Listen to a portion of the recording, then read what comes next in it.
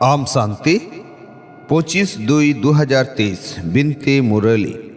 सगुन सेता रेना सगुन जोहार तेहिं दो हुडिंग माछा मिटंग बिनती बन आंजम गद लगे बिनती दो जीवी सगे रेना सिरजनिया जीवी आपाता बिनती मुरली तेहिं दो बाबा चेत कोई मेना का ज्ञान गुण रनिक दरहा दुलर रनिक दरहा सुख एमोगी दुख हतावी सिरजनिया जीवी आपात सगुन जुग रनिक हीरो आज रेन जीवी गिदर कोई बिनती आको कना दुलर बेटा मन मन रेना सरेस मते ताड़ाम लेखान गेम नर खन नारायण एम बेनाव आ पतियव रेगे जितकर मेना आ दुलर बेटा मन मन रेना सरेस मते ताड़ाम लेखान गेम नर खना नारायण एम बेनाव आ पतियव रेगे जितकर मेना आ कुकली ईश्वरा डायरेक्ट सिरजन से बेनाव रे ओकाटा गुण को जरूर ताहेन लगती ईश्वरा डायरेक्ट सिरजन से बेनाव रे ओकाटा गुण को जरूर ताहेन लगती तेला যথাৎ কুসি তাহেন রেনা যথাৎ কুসি তাহেন রেনা ঈশ্বরিক বেনাউইজা মচা খনা সারচা জ্ঞান রত্ন গে অডক আকা তাহেন মা ঈশ্বরিক বেনাউইয়া মচা খনা সারচা জ্ঞান রত্ন গে অডক আকা তাহেন মা তাড়াম আডি রয়েল লক্তি বাবাহা মন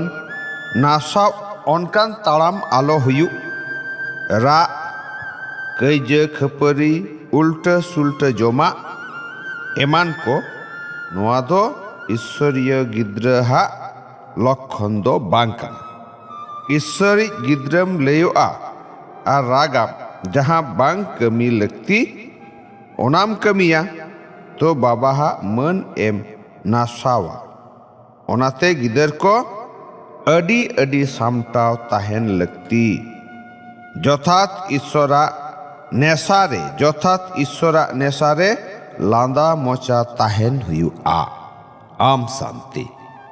अच्छा मीठ मीठ आतलेन को न्याम रुअर गिदर कोठेन बाबा दादा तकिना उइहर दुलर आर सगुन सेता रेना सगुन जोहार जीवी आपात्रेन जीवी गिदर कोठेन अडी अडी थुम जोहार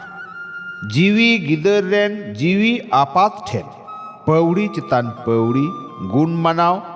आथाम दुलर जोहार दुलर जोहार दुलर जोहार ऐकेव लगित सार कथा पोइलु मीठ बाबा आर मीठ सुखधाम गे उइहर हुयु आ नोआ मायापुरी दो बुद्धि खना हिड़िन का हुयु आ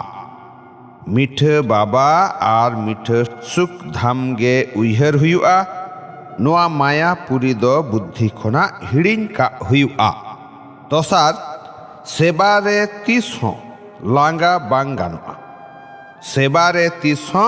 लांगा बांग गानुआ जितकर मालारे हिजु लगित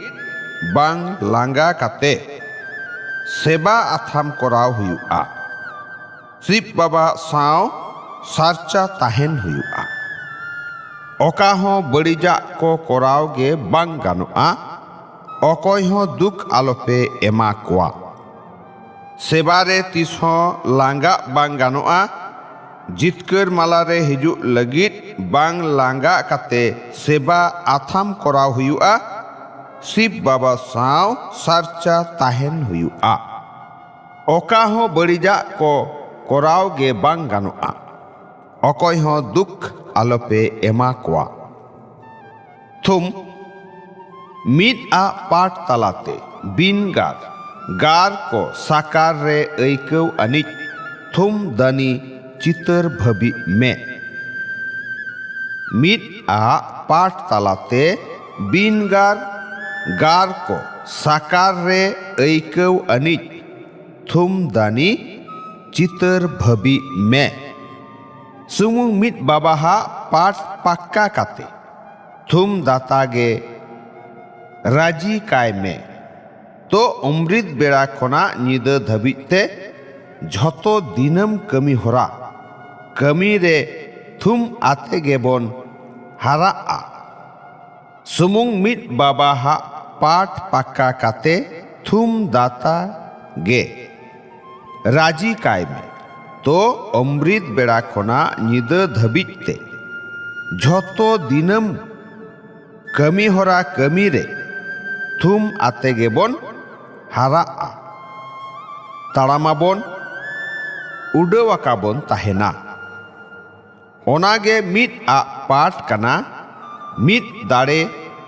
मिट भरसा मिट मत मिट रासा जुमित आर अडी गरज अनि नोआगे मिट अड़े बाबा दो अडी गाने कुसिया आ जहां नुआ मिट आ पाठ ए पक्का का आ उनी दो